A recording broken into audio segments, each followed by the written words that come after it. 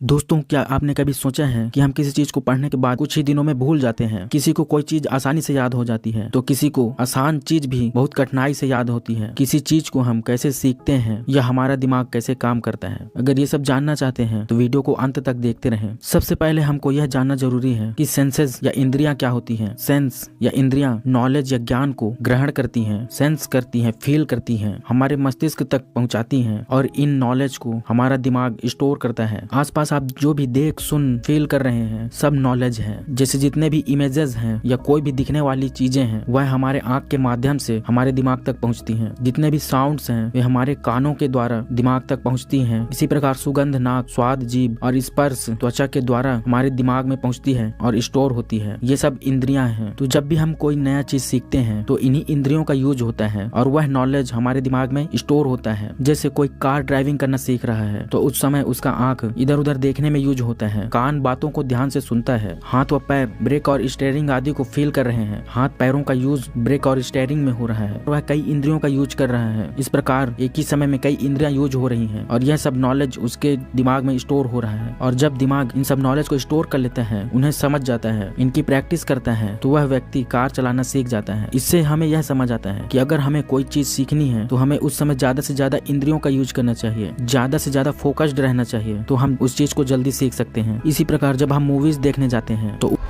Violence violence violence तो उस समय हम ज्यादा से ज्यादा सेंसेस का यूज करते हैं, जिससे 3 घंटे की मूवीज भी हमें आसानी से याद हो जाती है। लेकिन जब पढ़ने की बारी आती है तो एक पैराग्राफ पढ़ने में ही हालत खराब हो जाती है, क्योंकि उस समय हम इंद्रियों का यूज नहीं कर रहे होते। जबकि पढ़ते समय हमें ज्यादा से ज्यादा इंद्रियों का यूज करना चाहिए तो हम किसी भी टॉपिक को आसानी से समझ सकते हैं, पढ़ सकते हैं। जैसे पढ़ते वक्त आप टेक्स्ट को देखने की बजाय इमेजिन करें कि वह क्या कहना चाहता है, उसे रियल लाइफ में फील करने की कोशिश करें। हमारे दिमाग में 2 तरह की मेमोरी होती है, short time memory and long time memory. Short time memories को हम बहुत जल्दी भूल जाते हैं, जबकि लॉन्ग टाइम मेमोरीज हमें लंबे समय तक याद रहती हैं। जब हम नींद में होते हैं या सो रहे होते हैं तो हमारा दिमाग यही डिसाइड करता है कि कौन सा नॉलेज शॉर्ट टाइम मेमोरी में रखनी है और कौन सा नॉलेज लॉन्ग टाइम मेमोरी में। यानी कि वह शॉर्ट टाइम मेमोरी के नॉलेज को लॉन्ग टाइम मेमोरी में भेजता है और जो भी उसे अनइम्पोर्टेंट लगता है उसे वह डिलीट कर देता है या भूल जाता है। यानी कि दिन भर में हम जो भी देखते, सुनते, फील करते हैं या जो भी नॉलेज जितने भी सेंसेस से ग्रहण करते हैं वे सब शॉर्ट टाइम मेमोरी में रहती हैं, वे सब शॉर्ट टाइम मेमोरी में स्टोर होती हैं और नींद में इनकी प्रोसेसिंग होती है और ये प्रोसेसिंग होकर लॉन्ग टाइम मेमोरी में जाते हैं। जो भी नॉलेज या डाटा लॉन्ग टाइम मेमोरी में जाता है वह हमें याद हो जाता है, जबकि शॉर्ट टाइम मेमोरी वाले डाटा इरेज हो जाते हैं या उन्हें हम भूल जाते हैं। इसलिए किसी भी चीज को याद रखने, समझने या जल्दी सीखने के लिए उसे लॉन्ग टाइम मेमोरी में भेजना होगा और हमारा दिमाग लॉन्ग टाइम मेमोरी में उन्हीं चीजों को भेजता है जिसे वह इंपॉर्टेंट समझता है। जब उसे लगता है कि यह काम का है, मुझे आगे काम आ सकता है, यह जरूरी है। और जितने भी अनइम्पोर्टेंट डाटा हैं, जैसे हमने परसों कौन सी सब्जी खाई, क्या पहना,